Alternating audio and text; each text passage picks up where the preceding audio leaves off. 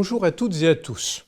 Bienvenue dans un nouvel épisode de Droit au but, votre rendez-vous qui révèle le dessous des cartes de notre métier d'expertise juridique. Aujourd'hui, abordons un cas complexe de succession internationale qui illustre parfaitement les subtilités du droit international privé.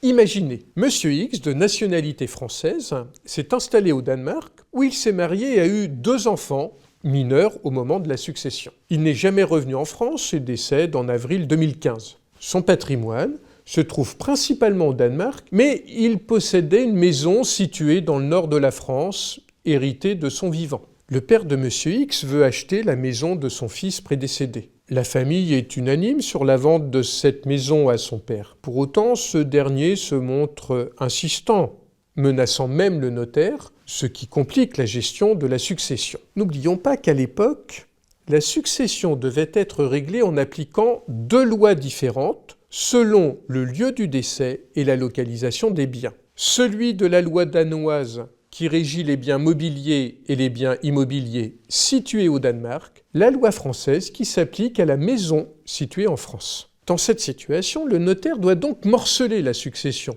Une opération délicate compte tenu des divergences entre les 2 réglementations. En effet, les procédures sont différentes en France et au Danemark. Au Danemark, la succession est gérée par un administrateur, le plus souvent un avocat, qui dispose du pouvoir de réaliser toutes les opérations nécessaires, y compris la vente des biens immobiliers, sous le contrôle du tribunal. En France, la loi exige une double autorisation judiciaire pour accepter purement et simplement la succession au nom des enfants mineurs et autoriser la vente de l'immeuble en application de l'article 387.1 du Code civil. Véritable dilemme juridique. Lorsque la demande est soumise au tribunal danois, ce dernier considère qu'aucune autorisation spécifique n'est requise en raison de sa propre législation. Le juge français, quant à lui, déclarait territorialement incompétent car le lieu du décès est au Danemark. Pour conclure, la vente de la maison, bien que souhaitée par toute la famille, se heurte à un paradoxe juridique. Le juge danois refuse de donner les autorisations nécessaires, faute de compréhension de la loi française,